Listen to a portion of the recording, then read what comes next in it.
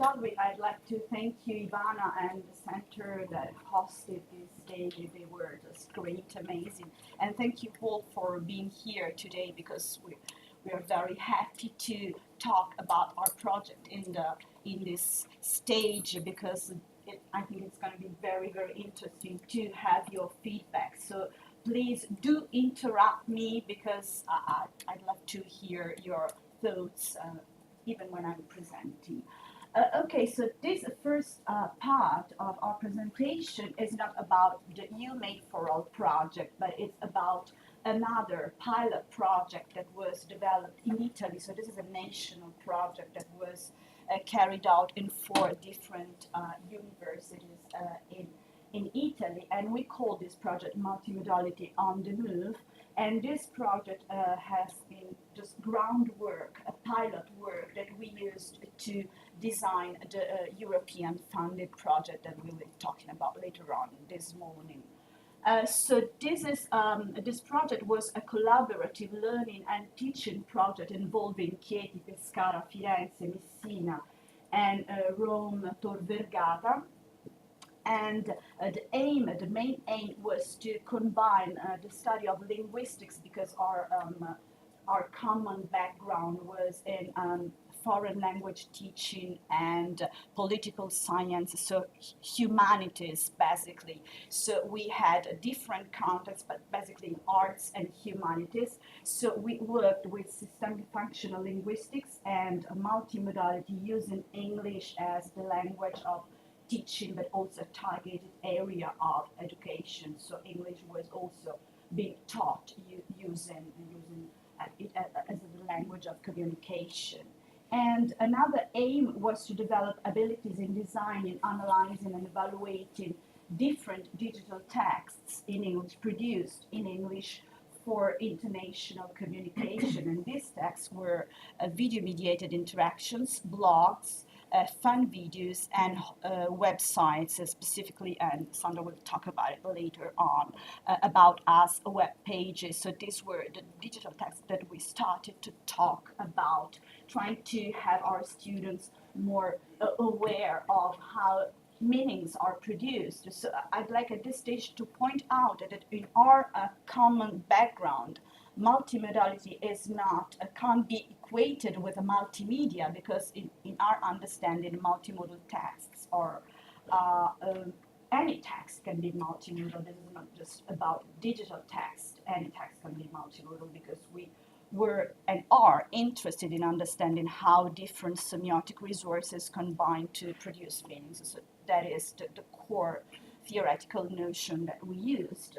And then with regard to the teaching and learning experimentation that we had, we decided to create a common syllabus using common readings, using common notions, and replicating the same contents, replicating the same workshops in different universities, also experimenting on peer assessment and peer assessment, but I'll tell you more in a couple of minutes.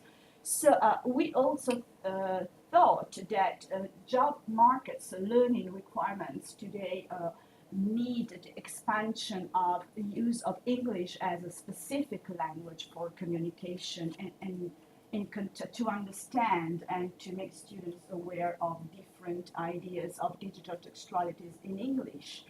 And this pilot project was based on another small pre-pilot project that was developed in Messina in 2010 in a postgraduate course in English linguistics, where basically I taught systemic functional linguistics and sociosemiotics, multimodality. And I also experimented on peer assessment, but the idea was the basics of the project actually wasn't on multimodality, but it was more on peer assessment. And that specific time in Italy, it was in the wake of a huge and awful, I would say, reform in universities. So there was a hot debate on evaluating students evaluating professors being evaluated by these mysterious creatures, mysterious entities at a national level. So evaluation was being talked about a lot. And we also had students criticizing a lot our assessment criteria. So the idea of experimenting on peer assessment was also ideological for me. So that was an important part of our common reflection. But one of the problems with a class of students assessing each other was that reliability of outcomes was controversial. So our project was our common syllabus was also a way to have our students assess each other anonymously, because we thought that assessing on an anonymous basis was a good way to counteract risks of controversial results in assessments. So this was also something that we took in consideration. So in practical terms, we had a first stage where all teachers, all researchers had these introductory classes in our home universities, introducing notions such as multimodality in sociosemiotic terms, and also other common notions that all students had in their different classes. Then we had a second step with what we called traveling workshops with what we called guest teachers, Elisabetta Dami with blogs, Fanbits, Ilaria Moschini, web pages, Sandra Pedroni, and I talked about video interactions. And so students were being taught the same module in their different university, different classes. And then we entered phase 3 with students' assignment that was production of a digital text, because we also thought important that students produced, they were not just passive receivers of what we said, but also they were able to create, to design their text, and then critically reflect about them by producing a short academic paper in which they had to justify their choices in design and in critically understanding what they learned beforehand. And then we had a peer assessment stage with students paired anonymously. In the pilot project, all was done manually, involving huge work, huge fight, I would say. It was really complex and very time consuming, I have to say.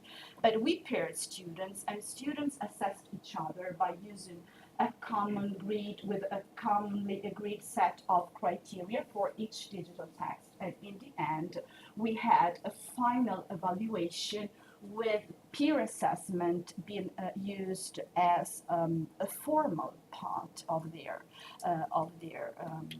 evaluation, final evaluation. And we found that very important because students started understanding the problems and the complex process of evaluating another person for such a complex and many multi-layered project. So in practical terms, we had in the first term, we had Messina and Pescara matched together with core sessions, workshops, and assignment. And in the second term, exactly the same process was repeated for Firenze and Rome. So now I'd like to have Sandra here to go on discussing the details of the Okay, pilot thank you, project. Margate, and thank you all of you